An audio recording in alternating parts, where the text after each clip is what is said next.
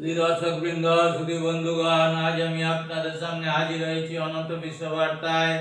গ্রামীণ চিকিৎসক Ananta Roy, secretary RMPA develop block committee.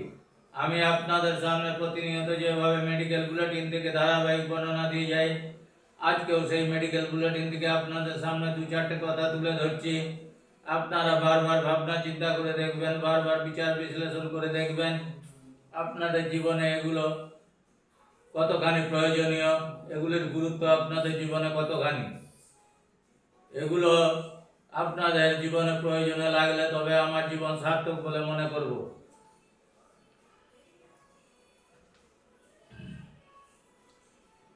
Ayurvedic ওষুধ নিয়ে বিভিন্ন গবেষণা চলছে দেশে।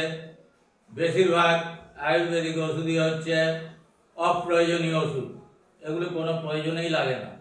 নির্দিষ্ট ক্ষেত্রে প্রামাণ্য আয়ুর্বেদিক বই থেকে সূত্র নিয়ে যে সমস্ত গাছগাছড়া, খনিজ লবণ ও অন্যান্য জৈব পদার্থ, মধু, ফলের রস নির্দিষ্ট মাত্রায় মিশিয়ে ওষুধ তৈরি করা হয়, সেগুলি আয়ুর্বেদিক ওষুধ হিসাবে স্বীকৃত। এই ওষুধগুলি সম্পর্কে আধুনিক ওষুধ বিজ্ঞানে কোনো তথ্য নেই এবং ছাত্রদের পড়ানো হয় না।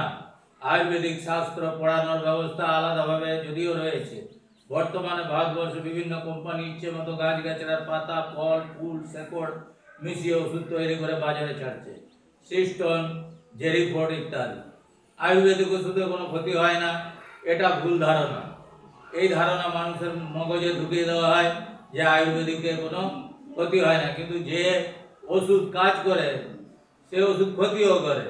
একটা লঙ্কা আপনার ঝাল লাগে, নিম পাতা চিবালে তিতা লাগে, অতএব যে কোনো গাছগাছড়া তার একটা অপগুণ আছে, অতএব সেটাকে অস্বীকার করা যায় না। আয়ুর্বেদিক ওষুধ কোনো ক্ষতি হয় না, এটা ভুল ধারণায় তো বললাম আগেই, অনেকবার বলেছি এর আগেও, যে ওষুধে কাজ হয় তাতে ক্ষতিও হয়, কিন্তু ক্ষতির দিক শরীর মানিয়ে নেয়, সেই জন্য এরা বলে ক্ষতি হয় না। অবশ্যই ক্ষতি হয়। আয়ুর্বেদিক ওষুধ বলে একবারে ধোয়া তুলসী, গঙ্গা জল নয়। তুলসী পাতারও কাজ আছে। কফ কাশিতে তুলসী পাতা মধু খেলে কফ কাশি কমে, তাই বলে অযথা ব্যবহার করা তো উচিত নয়।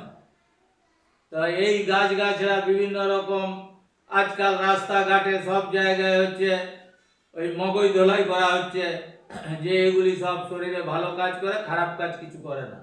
অবশ্যই খারাপ করে, সেগুলো ভালোভাবে আপনারা পত্রপত্রিকা থেকে দেখবেন আর হচ্ছে ওই অনলাইন দেখবেন, তাহলে আপনারা বুঝতে পেরে যাবেন।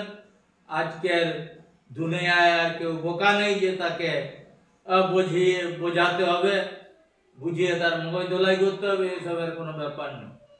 আর বিশেষ কিছু বলছি না আপনাদের কাছে, আপনারা আমার থেকে অনেক কিছু বেশি জানেন, তাই আপনাদের কাছে শুধু রিকোয়েস্ট করব যাতে আমার ভিডিওটা সারা দুনিয়ায় পৌঁছে দেওয়া যায়, তার জন্য একটু দয়া করে শেয়ার করুন, বারবার করে, বেশি বেশি করে, আর সাবস্ক্রাইব করুন আপনাদের নিজেদের স্বার্থে, যাতে আপনাদের সামনে ভিডিওটা সরাসরি এবং সবার আগে পৌঁছে যায় তার জন্য। আর বিশেষ কিছু বলছি না। আপনাদের সবাইকে আমার আন্তরিক ধন্যবাদ ও নমস্কার জানিয়ে বিদায় নিচ্ছি অনন্ত বিশ্ব বার্তা থেকে। গ্রামীণ চিকিৎসক Ananta Roy, secretary RMPA develop block committee.